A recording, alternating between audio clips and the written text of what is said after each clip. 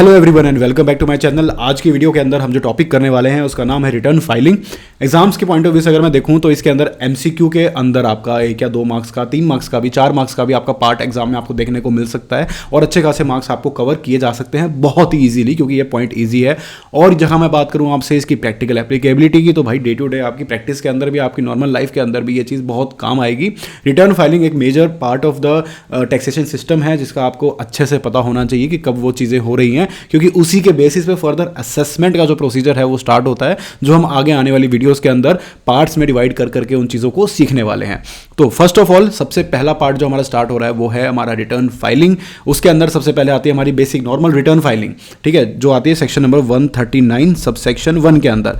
आगे हम बहुत सारे इसके वेरिएंट्स देखेंगे, लाइक इसके अंदर हम बिलेटेड रिटर्न भी देखेंगे, इसके अंदर हम लॉस रिटर्न देखेंगे, रिवाइज रिटर्न देखेंगे, अपडेटेड रिटर्न देखेंगे। इन सब के अलग अलग वेरिएंट्स इसको हम अच्छे से डिस्कस करने वाले हैं। तो सबसे पहले अगर मैं आपसे बेसिक रिटर्न की बात करूं तो भाई हमें यहां पर यह देखना है कि किसको फाइल करनी है, who is required to file this return, and the second point is कि कब तक फाइल करनी है, तो when। so this is the whole point of this section 139 subsection number 1। अब गाइज इसके अंदर क्या होता है कि who is required to file the return. तो भाई कोई भी ऐसा इंसान, देखो कंपनीज एंड फर्म्स को तो मैंडेटरी रिक्वायर्ड है irrespective of any other factor. तो जहां पर हमें रिक्वायरमेंट ढूंढनी पड़ रही है, बनानी पड़ रही है रिक्वायरमेंट, वहां पर आएगा बात इंडिविजुअल और एचयूएफ की।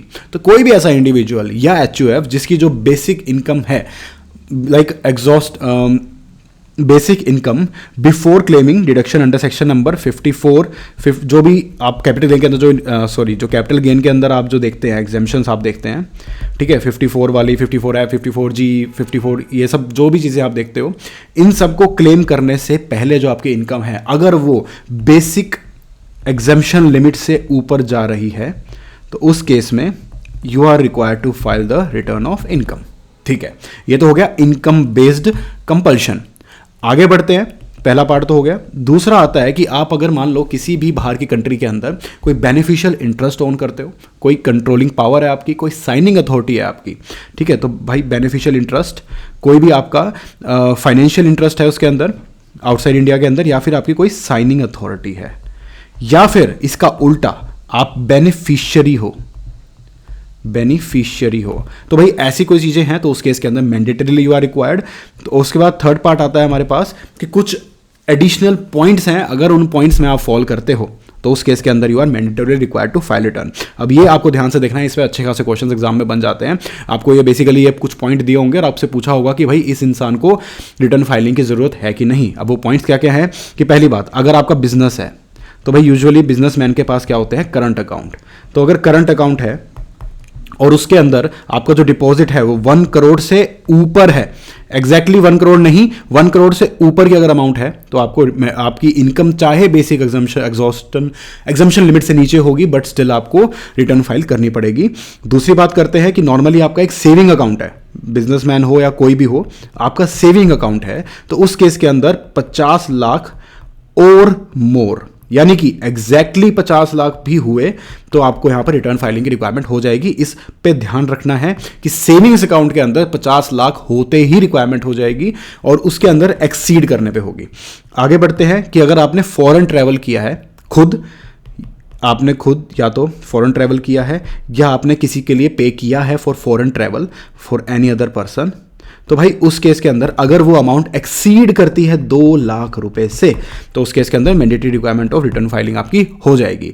आपका जो बिजली का बिल है वो अगर 1 लाख से ज़्यादा का इलेक्ट्रिसिटी बिल आता है तो भी आपकी जो रिक्वायरमेंट है वो वहाँ पर आ जाएगी। और अगर आपका बिजनेस है, आपका टर्नओवर, सेल्स या ग्रॉस रेवेन्यू जो है वो आपका एक नॉर्मल बिजनेस के केस में 60 लाख एक्सीड कर जाता है, या फिर अगर आप प्रोफेशन में हो तो वो 10 लाख एक्सीड कर जाता है, तो इस केस के अंदर भी आपके पास एक मैंडेटरी रिक्वायरमेंट आ जाएगी।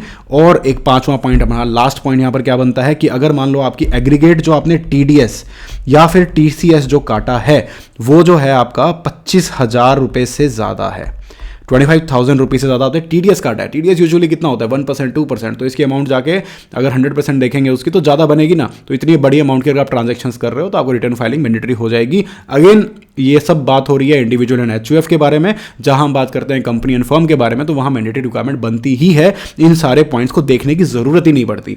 ठीक है, अब अगर यहाँ पर ये TCS रिक्वायरमेंट की अगर मैं बात करूँ और सीनियर सिटीजन की अगर मैं बात करूँ तो वो रिक्वायरमेंट यहाँ पर बढ़ के 50,000 रुपीज़ तक आ जाएगी। तो भाई ये सारे हमारे पॉइंट्स हो गए। सबसे पहले हमने देख लिया कि भाई बेसिक एग्जम्पशन लिमिट आपकी से ऊपर अगर आपकी इनकम है बिफोर क्लेमिंग डिडक्शंस, कौन सी डिडक्शंस, कैपिटल गेन वाली डिडक्शंस, तो आपको मैंडेटरी रिटर्न फाइल करनी है। इनकम आपकी चाहे कम भी हो, लेकिन अगर आपका बेनिफिशियल इंटरेस्ट है कहीं और, या फिर आप किसी और कहीं और के किसी और कंट्री में किसी प्रॉपर्टी में आप बेनिफिशियरी हो, तो आपको रिटर्न फाइलिंग मैंडेटरी है। और कुछ एडिशनल पॉइंट्स दिए गए हैं जो कि हैं सेविंग बेस्ड, डिपॉजिट वाले point, foreign travel, electricity expenses and आपकी टर्नओवर एंड रेवेन्यू और आपका TDS TCS। इनके बेसिस पे आप डिफाइन करोगे। अगर आप में से इनमें से कोई भी एक चीज़ आपने फॉलो कर गए तो आपको रिटर्न फाइलिंग आपकी यहाँ पर हो जाएगी गाइस मैंडेटरी। तो ये हुआ ये वाला पार्ट। अब हम देखते हैं यहाँ पर इसका सेकंड पार्ट जो मैंने आपको बताया था, व्हेन। तो व्हेन का मतलब क्या है कि भाई जो रिटर्न फाइलिंग आपको रिक्वायरमेंट चलो बन गई, हमने देख लिया कब कब आपको रिटर्न फाइल करनी है।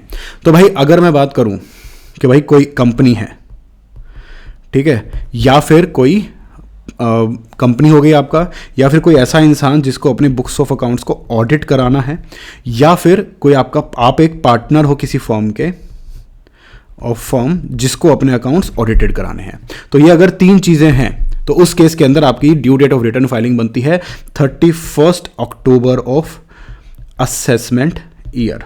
असेसमेंट ईयर कौन सा होता है? लाइक अगर मैं अपने इनकम कंप्यूट कर रहा हूँ फॉर द ईयर 23-24, तो असेसमेंट ईयर होगा 24-25, ठीक है।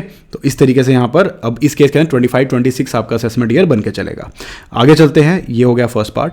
सेकंड पार्ट आता है अगर आप इन पर्सन्स के अलावा कोई पर्सन हो, तो उस केस के अंदर अदर देन अबव, यानी कोई इंडिविजुअल या HUF है जिसको ऑडिट की जरूरत नहीं है, ऑडिट इंडिविजुअल और HUF को ऑडिट की जरूरत है, तो 31 अक्टूबर आ जाएगा। तो अदर देन दोज है तो भाई कम टाइम देंगे आपको, तो आपको 31 जुलाई तक आपको रिटर्न फाइल करनी है, ठीक है। और अगर मान लो अगर ट्रांसफर प्राइसिंग के प्रोविजंस आप पे एप्लीकेबल होते हैं, जो आप इंटरनेशनल टैक्सेशन के अंदर देखोगे, तो अगर ट्रांसफर प्राइसिंग के प्रोविजन एप्लीकेबल हो रहे हैं तो आपकी due date of return filing बनेगी 30 नवंबर। आपको 1 महीना और फालतू दिया जाएगा उन गाइडलाइंस को मीट करने के लिए, ठीक है गाइस। तो ये वाला हमारा पॉइंट यहाँ तक हो गया है कंप्लीट। तो अभी तक हमने क्या क्या देख लिया? सेक्शन नंबर 139(1) हमने अच्छे से कर लिया है। उसके अंदर हमने देख लिया है कि भाई किसको जरूरत है रिटर्न फाइल करने की, कंपनी एंड फर्म को in any case income basic exemption limit से ज़्यादा है बिफोर क्लेमिंग कैपिटल गेन के डिडक्शंस, तो आपको ऑब्वियसली लेना है। अगर इन सब चीज़ों में, इन तीनों चीज़ों में आप फॉल नहीं करते हो, तो फिर हम आगे देखेंगे कि बेनिफिशियरी हो या नहीं, बेनिफिशियल इंटरेस्ट है या नहीं, या फिर इनमें से किसी भी पॉइंट में फॉल करते हो, तो आपको इतने टाइम के अंदर अंदर, ये जो टाइम लिमिट्स यहाँ पर दी गई है, इतने टाइम के अंदर अंदर आपको अपनी रिटर्न फाइल कर देनी होगी। आगे बढ़ते हैं, अब हम करते हैं अगला सेक्शन जो कि है सेक्शन नंबर 139(3). अब भाई इस सेक्शन के अंदर क्या होता है कि आपको लॉस रिटर्न फाइल करनी पड़ सकती है, ठीक है। लॉस रिटर्न क्या होता है कि आपने इनकम, पैसा नहीं कमाया आपने, आपका कोई फायदा नहीं हुआ, बट आपको नुकसान हुआ है। अब उस नुकसान को आपको यहां पर डील करना है। तो वो किस तरीके से करेंगे आप कि भाई सेक्शन 80 क्या बात बोलता है? As per section 80 SSC is required to file return up to the due date prescribed in section number 139 subsection number 1। Carry forward का प्रोविजन है ये। अगर आपको कैरी फॉरवर्ड करना है ये सब चीज़ें, तो भाई क्या हुआ, अगर आपको कैरी फॉरवर्ड करना है, आपका बिल्कुल ही लॉस हुआ है, आप ये नहीं सोच सकते कि मुझे रिटर्न फाइल नहीं करनी। रिटर्न आपको तब भी फाइल करनी है, ड्यू डेट तक करनी है। अगर ड्यू डेट तक फाइल नहीं करी तो उसके बड़े भारी कॉन्सिक्वेंसेज आपको डील करने पड़ेंगे। और वो कॉन्सिक्वेंसेज क्या होंगे कि अगर आपका कोई बिजनेस लॉस है तो आप उसको कैरी फॉरवर्ड नहीं कर पाओगे। याद रखना ये वर्ड, कैरी फॉरवर्ड नहीं कर पाओगे बिजनेस लॉस अगर आपको होते हैं तो। दूसरा पॉइंट आता है कोई स्पेकुलेशन बिजनेस का कोई आपका लॉस है तो उसको भी आप कैरी फॉरवर्ड नहीं कर पाओगे। थर्ड पॉइंट आता है आपका loss from specified business. Loss from specified business कौन से होते हैं? जिसमें 100% डिडक्शन मिलती है। लॉस फ्रॉम स्पेसिफाइड बिजनेस, उसको भी आप कैरी फॉरवर्ड नहीं कर पाओगे।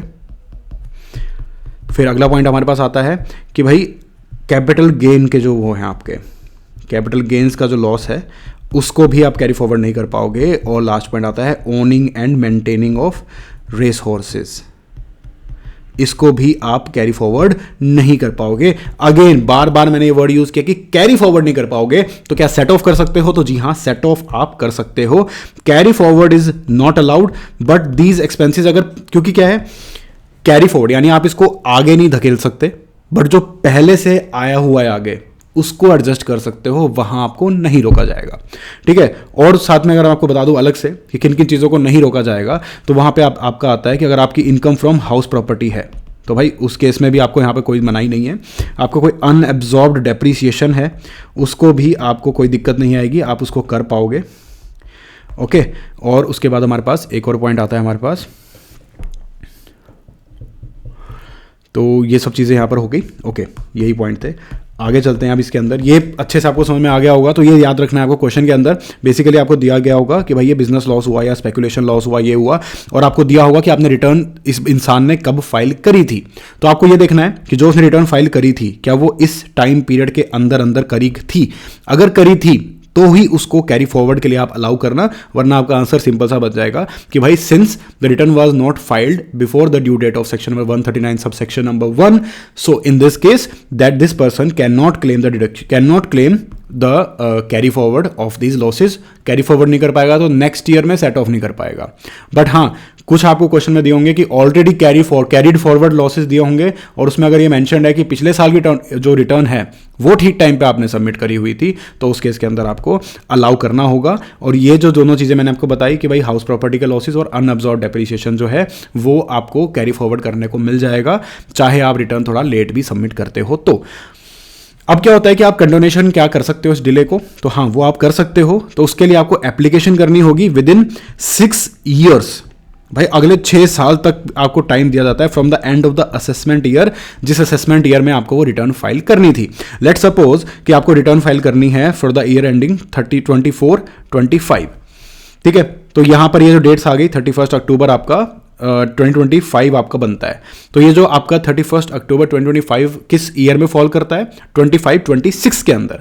तो जब 25 एंड 26 जो ईयर है वो एंड हो रहा है, उस ईयर के एंड के 6 साल के अंदर अंदर अगर आपने एप्लीकेशन कर दी तो उसके 6 महीने के अंदर अंदर अगर सब कुछ सही लगा तो आपके डिले को कंडोन किया जा सकता है, आपको अलाउ कर दिया जाएगा इसको कैरी फॉरवर्ड करने के लिए। तो ये यहाँ पर प्रोसीजर है, उसके लिए आपको अलग अलग आपके लेवल्स हैं। अगर कि भाई अगर मान लो आपका जो लॉस था जो आपको कैरी फॉरवर्ड करवाना है वो 50 लाख तक का है, तो भाई वो कर सकता है आपका CIT PCIT। उसके बाद अगर मान लो वो लॉस 50 लाख से लेके और 2 करोड़ तक का है तो उसको कर सकता है CCIT। और उसके बाद अगर मान लो आपका जो लॉस है वो 2 करोड़ से लेके 3 करोड़ तक का है तो उसको कर सकता है PCCIT। और उसके बाद अगर वो मान लो 3 करोड़ से ज़्यादा का है तो उसको कर सकता है CBDT। ये इनकी पावर्स हैं। तो आपको अकॉर्डिंगली जितनी भी आपका अमाउंट ऑफ जो लॉस है जो आप कैरी फॉरवर्ड करना चाहते हो वो आपका बनता है, तो अकॉर्डिंगली आप इन अथॉरिटीज़ के पास जा सकते हो अकॉर्डिंग टू योर अमाउंट, जितना आपको अमाउंट आपको अपने आप को अलाउ करवाना है।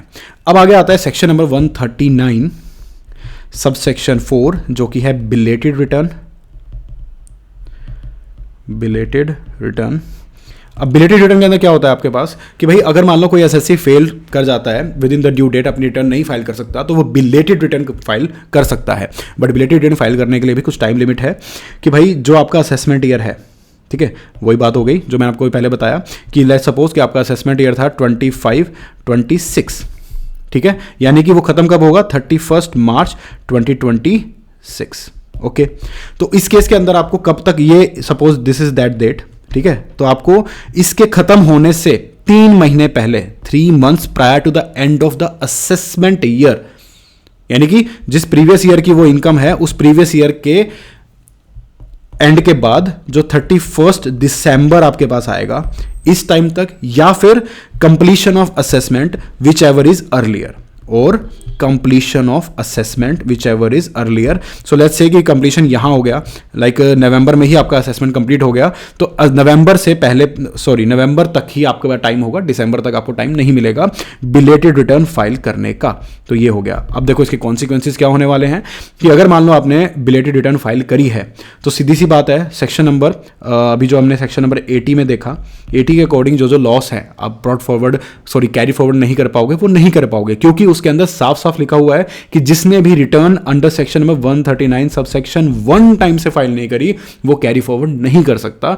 चाहे ये जो रिटर्न हम बिलेटेड की बात कर रहे हैं वो फॉल करती है section number 139 sub section number 4 के अंदर। So the belated return can not be considered in any situation, can not be considered as the return filed under section number 139 sub section number 1। इस बात का ध्यान रखना है, ये केस स्टडी के फॉर्म में आपके पास क्वेश्चंस आ सकते हैं, इस चीज में कंफ्यूज ना हो। ये मत सोचे कि भाई लेट तो भर दिया ना बेचारे ने, बट ऐसा नहीं है। इस सेक्शन के अंडर भरना जरूरी था, वो नहीं भर पाया है, तो इसके ऊपर कोई रियायत यहां पर नहीं दी गई है, तो आप कैरी फॉरवर्ड तो नहीं कर पाओगे, पहला पॉइंट।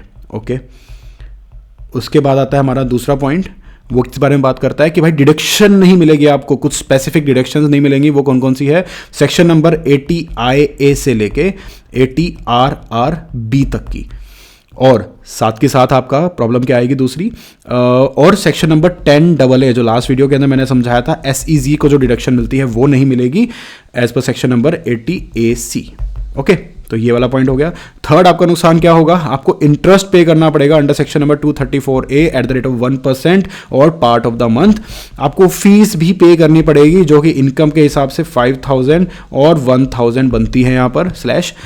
और आपका जो रिफंड है, अब लेट्स से कि आपने कभी रिफंड के लिए अप्लाई किया, अगर आपने 139(1) के अकॉर्डिंग रिटर्न टाइम पे फाइल किया होता तो क्या होता आपको बेनिफिट? तो आपको 1 अप्रैल से ही वो रिफंड का जो इंटरेस्ट है वो मिलता। जिस दिन भी आपको पैसे सपोज इस टाइम पे रिफंड किया है इन्होंने, आपने रिटर्न टाइम पे फाइल कर दी थी, एप्लीकेशन आपने यहां करी है, तो 1 अप्रैल से लेके और द डेट ऑफ रिफंड तक आपको इंटरेस्ट मिलता गवर्नमेंट से। बट सिंस कि भाई आप रिटर्न बिलेटेड फाइल कर रहे हो, तो जिस दिन आपने रिटर्न फाइल करी है उस डेट से ही आपको इंटरेस्ट मिलेगा। ओके,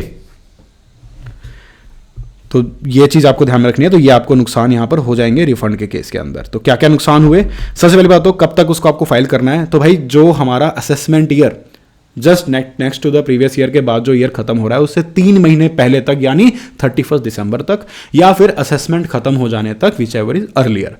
अब ये तो हमने देख लिया कि हम भर सकते हैं रिटर्न, बट ना भरने के, अगर रिटर्न भरने के नुकसान क्या क्या होंगे कि भाई क्यों हमें ध्यान रखना है कि हमें 139(1) के अंडर ही रिटर्न भर देनी है। तो भाई सबसे पहली बात तो जो कैरी फॉरवर्ड वाले पॉइंट्स देखे थे हमने, ये सारी चीज़ों को हम कैरी फॉरवर्ड नहीं कर पाएंगे।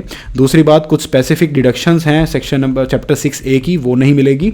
इंटरेस्ट लग जाएगा, फीस लग जाएगी, रिफंड जो मिलेगा वो 1 अप्रैल से ना मिलके जिस दिन ROI फाइल की थी उस दिन से हमें मिलेगा, उससे पहले का हम नुकसान इंटरेस्ट इनकम खो देंगे। ठीक है, अब आता है हमारे इस वीडियो का लास्ट पॉइंट जो कि है रिवाइज्ड रिटर्न। अब रिवाइज रिटर्न की अगर मैं बात करूं तो ये आता है सेक्शन नंबर 139(5). अब ये सेक्शंस आपको थोड़े से देखो यार याद रखने पड़ेंगे क्योंकि ये बिल्कुल ही अलग अलग चीज़ें हैं। 139(1) आपका नॉर्मल रिटर्न, 139(3) के अंदर आता है आपका लॉस रिटर्न, और उसके बाद 139(4) के अंदर आता है belated return. And now we are studying revise return. Revise return में क्या होता है कि any person filed return under section number 139(1) या फिर 139(3) या फिर 139(4), जो कि कौन कौन से हुए? Normal, loss and belated. तो जिस किसी ने भी इन सब सेक्शंस के अंदर रिटर्न फाइल कर रखी है और उसको लगता है कि उससे कोई ओमिशन हो गई, कुछ गलतियां हो गई, वो गलतियों को ठीक करना चाहता है, ओमिशन उससे कुछ हो गई, तो उस केस के अंदर वो क्या कर सकता है हमारे पास? Then such person can file the revise return within the following time limit. Again time limit same है, असेसमेंट ईयर के खत्म होने से 3 महीने पहले और completion of assessment whichever is earlier. तो ये यहां पर आपका सेम रहने वाला है। तो आगे चलते हैं। अब इसके अंदर भी इसके कुछ कॉन्सिक्वेंसेज होंगे, सारी चीजें होंगी। तो एडिशनल पॉइंट्स जो हैं वो देख लेते हैं इसके। तो भाई belated return filed under section number 139(4) अगर है, can be revised under section number 139(5). ये तो ठीक है, सिंपल सी बात है, हमने देख लिया पहला पॉइंट। दूसरा पॉइंट ये आता है हमारे पास कि रिवाइज रिटर्न जो है ना वो ओरिजिनल को सब्सटीट्यूट कर देगी। ठीक है, और डेट भी वही मानी जाएगी जिस दिन जो भी रिटर्न फाइल की गई थी। तो भाई आपने नॉर्मल रिटर्न जब फाइल करी है लेट सपोज, तो वही डेट आपकी मानी जाएगी कि जो रिवाइज रिटर्न है। ऐसा नहीं है कि भाई आज आपने रिवाइज रिटर्न फाइल करी है तो आपकी रिटर्न फाइलिंग की डेट वो मानी जाएगी। क्यों रेलिवेंट है ये? जैसे मैंने आपको रिफंड का पॉइंट बताया पिछले पॉइंट के अंदर कि जिस दिन से आपने रिटर्न फाइल अगर टाइम से करी थी आपने, तो आपको रिफंड अगर बनता होगा तो आपको टाइम से विद इंटरेस्ट मिल जाएगा। और भी बहुत सारे फैक्टर्स होते हैं, आपके असेसमेंट में भी इस चीज़ का बहुत मैटर करता है कि आपने रिटर्न कब फाइल करी थी। तो इन सब चीज़ों को यही कहा गया है कि रिवाइज रिटर्न सिर्फ और सिर्फ उस पुरानी करी हुई रिटर्न को रिवाइज करेगी, उसकी डेट को, उसके जो वजूद को चेंज नहीं करेगी। ठीक है, आगे चलते हैं। उसके बाद कहते हैं कि भाई रिवाइज आप कितनी बार कर सकते हो, तो आप n नंबर ऑफ टाइम्स उसको रिवाइज कर सकते हो, आपको कोई दिक्कत नहीं है इस with in the time limit. Okay, n number of times उसको रिवाइज किया जा सके कि ओ शिट यार ये पॉइंट डालना रह गया, ये करना रह गया, वो सब रह गया, तो वो आप इसमें कर सकते हो। ठीक है, अब return can be revised even after receiving the intimation. आपको इंटीमेशन भी अगर मिल गया है लेकिन आप टाइम पीरियड में बचे हुए हो, तो भाई उस केस के अंदर भी आपको 143(1) के अंदर चाहे इंटीमेशन मिल गया हो, आपको वहां पर रिटर्न ये सब चीज़ें करने को मिल जाएगी। अब एक पॉइंट ये आता है कि भाई एक केस लॉ है, उस केस लॉ के अंदर ये पूछा गया था कि यार हमें जो है कुछ नए एडिशंस मिले हैं जो कि हम इनकम के अंदर अपना डालना चाहते हैं, ऐड करना चाहते हैं, तो क्या हम एओ को जाके एप्लीकेशन लिख के उस चीज़ को चेंज करा सकते हैं। तो according to the Odisha rural housing development corporation वाला case law, Odisha rural development वाला जो केस लॉ है, उसके अकॉर्डिंग ये कहा जाता है कि भाई एओ के पास पावर नहीं है आपके उस चेंज को एंटरटेन करने के लिए, तो आपको कोई चेंज करना है तो आपको रिवाइज रिटर्न फाइल करनी होगी अगर टाइम लिमिट के अंदर है तो। अब एक नया प्रोविजन भी आ चुका है जो कि है अपडेटेड रिटर्न का, जिसको हम, जो काफ़ी बड़ा प्रोविजन है और उसको थोड़ा डिटेल में करेंगे, तो उसके लिए मैं एक अलग से डेडिकेटेड वीडियो उसके ऊपर बनाऊंगा, नेक्स्ट वीडियो जो आपकी होने वाली है, तो उसके अंदर हम पढ़ेंगे अपडेटेड रिटर्न के बारे में, और उसमें आपको मैं बताऊंगा कि किस तरीके से ये जो पार्ट है, अगर आप यहाँ पर पॉइंट पे मिस भी हो जाते हो तो अगले 2 साल तक भी आप किस तरीके से अपनी रिटर्न को अपडेट कर सकते हो, और उसको अपडेटेड के क्या क्या प्रोविजंस होने वाले हैं वो हम आगे उसके अंदर अलग से वीडियो के अंदर देखेंगे। सो भाई आज की वीडियो में इतना ही। मैं अगर दोबारा से आपको स्टार्टिंग से दिखाऊं तो हमने सबसे पहले देखा कि नॉर्मली रिटर्न फाइल करनी है आपको, किस किस को फाइल करनी है, इनकम बेस्ड, और उसके बाद अदर फैक्टर्स कौन कौन से हैं, कब तक फाइल करनी है, लॉस रिटर्न फाइल, अगर आपका लॉस है तब भी आपको रिटर्न फाइल करनी होगी, अगर आपने नहीं करी तो उसके कॉन्सिक्वेंसेज ये होंगे कि आपका ये जो चीज़ें हैं इनको आप कैरी फॉरवर्ड नहीं कर पाओगे, सेट ऑफ कर सकते हो। आगे बढ़ते जाएंगे, फिर हम देखेंगे बिलेटेड रिटर्न, टाइम लिमिट है असेसमेंट के खत्म होने से 3 महीने पहले या completion of assessment whichever is earlier, उसको करने के कॉन्सिक्वेंसेज क्या क्या होने वाले हैं वो यहाँ पर हमने देख लिए। फिर हमने देखा रिवाइज रिटर्न, उसके भी सेम ही टाइम लिमिट थी जो कि बिलेटेड रिटर्न की थी, बस एक फैक्टर याद रखना है कि वो ओरिजिनल रिटर्न को रिप्लेस कर देगा। सो गाइज इस वीडियो में इतना ही। आई होप गाइज ये वीडियो आपको अच्छी लगी है, अगर अच्छी लगी है तो लाइक करो, सब्सक्राइब करो, and thank you for watching.